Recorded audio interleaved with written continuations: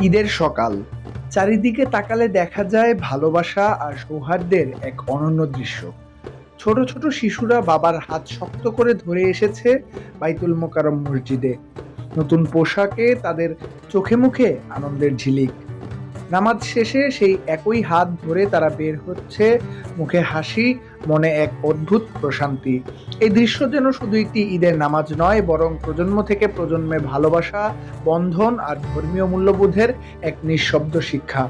এখানে ঈদের আসল সৌন্দর্য, পরিবার, সম্পর্ক, একসাথে থাকার আনন্দ।